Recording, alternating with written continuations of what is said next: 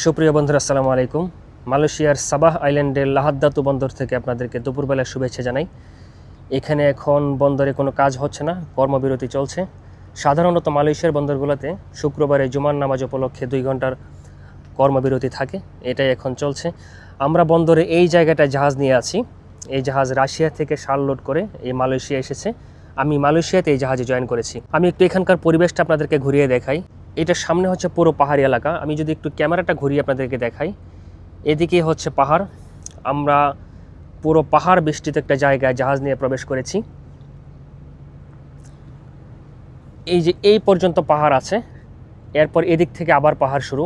এই জায়গাটা খোলা আছে, এদিক দিয়ে আমরা জাহাজ নিয়ে এই বন্দরে প্রবেশ করেছি। আমি যদি এই সাইডটুকু আপনাদের একটু ঘুরিয়ে দেখাই, দেখুন একদম উঁচু উঁচু পাহাড় এবং পাহাড়ে ঘন বন।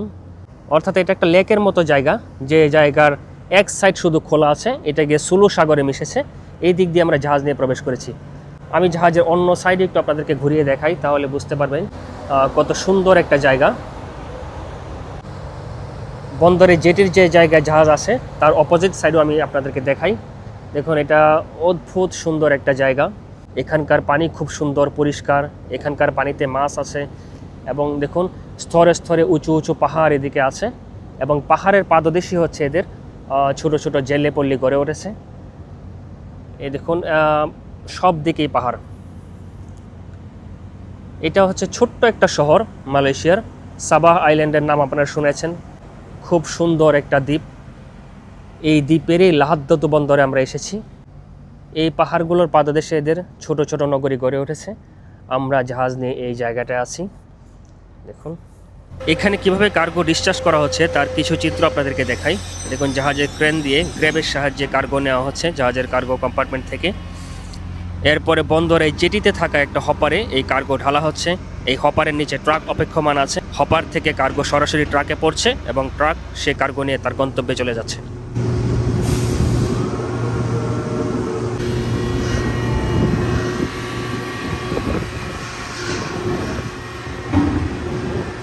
যে কার্গোটা আমরা ডিসচার্জ করছি এটা রাশিয়া থেকে আনা হয়েছে।